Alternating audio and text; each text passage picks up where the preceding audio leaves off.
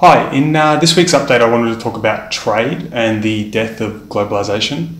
So you've probably seen in the news recently the US and China with their trade dispute and tariffs and whatnot, but recently they've had the Chinese executive and a founder's daughter actually of a Chinese company be detained at the request of the US officials or US government. Investors believe this will put a complete halt on any trade truce going forward. Basically, what might happen now is US manufacturers could come back to the US, but unlike what Trump would like, none of those jobs are actually coming back. Now, what we have at the moment, if I can refer you to this chart, is we have China over here. Basically what they're trying to do is they're manipulating their currencies. So the Chinese yuan is basically cheaper compared to the US dollar, which makes all their goods cheaper for US consumers and businesses to buy. They also have a huge pool of cheap labor. So it's almost a no-brainer if you're over here in the US and you're a manufacturer to go over to China and set up manufacturing plants over there. Basically, if you don't, you're going to get gouged on price. But when these US manufacturers do go over and they take their jobs with them, what happens is you cannot just set up manufacturing jobs in China. What you have to do is most of the time you might have to go into a joint venture with some Chinese businesses. It might be like a 40-60 split or a 49-51 split, just so a Chinese business has some control over it, or maybe even the government might have some control over it.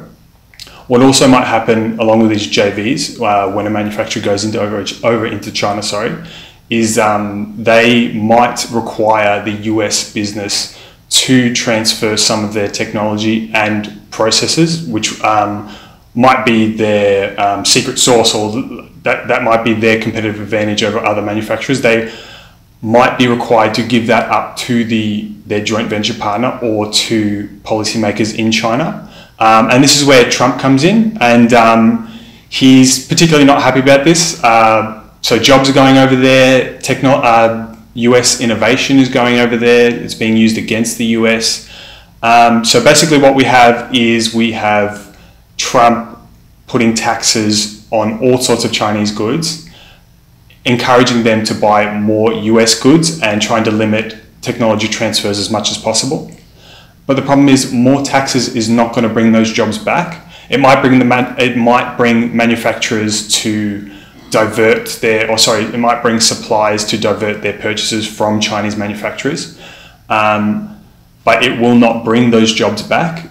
So if we wind the clock back a little bit and we look at how people used to live before global trade, before globalism really took hold, we were mainly just an agricultural society, and local producers were producing what they could do by themselves.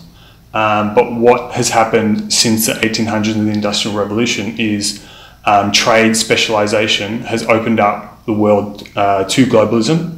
And basically what you get is Germany who specializes in the manufacture of cars, and you get China who specializes in the manufacture of cheap goods. And these efficiency gains make goods a lot cheaper, and it improves living standards. So you get people in the early 1800s living a lot better than any aristocrat or any kind of royal that lived just a generation before. So basically globalism and trade has done amazing things for global living standards. But what I expect we're going to see happen in the next few years, maybe the next decade, is globalism in reverse and trade in reverse. And it's simply because if you listen to a guy called Bruce Greenwald, professor of Columbia Business School, he talks about how manufacturing is a dying industry, because efficiency improvements in manufacturing is growing by about 4%, and demand for manufactured goods are growing by about 2%. So what you do is you reach a turning point at some point where everyone can manufacture whatever they need to, just like they could with agriculture. Right now, anyone can anyone can grow agricultural goods for themselves. The same thing will happen with manufacturing, where efficiency improvements taken over by automation and robotics it basically eliminates cheap labour as an advantage. So China's cheap labour advantage is basically eliminated with as efficiency improvements outstrip demand every single year. And what you get is, what Trump likes is the manufacturing does come back to the US, and that's happened recently actually. More manufactured goods or more manufacturing output has come out of the US, but it's a jobless revival in manufacturing. Basically, robotics and automation are taking away these jobs while manufacturing is coming back, and all these jobs are taken out by efficiency gains within manufacturing. This will also be a very tough process for any workers within the manufacturing industry. Obviously, they'll have to upskill and they'll have to learn new things, and they might have to move into the service sector. And it's going to be a tough process for most developing economies. I think most developed economies are also going to feel a very hard strain on their labour market as it gets sucked out of the manufacturing sector and put back into the service sector. And what you're going to see is more local manufacturers who can specialise to local tastes. You're going to see service businesses localised to local tastes.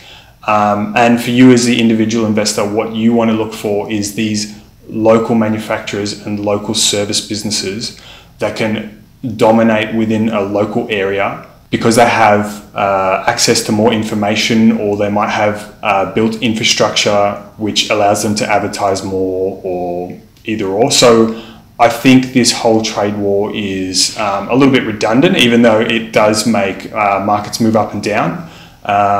It's in the long run, it will do nothing towards Trump's goals, and it'll actually do nothing towards what China wants to do. They want to be a manufacturing powerhouse, but global demand is about 2% and efficiency gains of 4%. So where does all that surplus go to? It has to go to the US.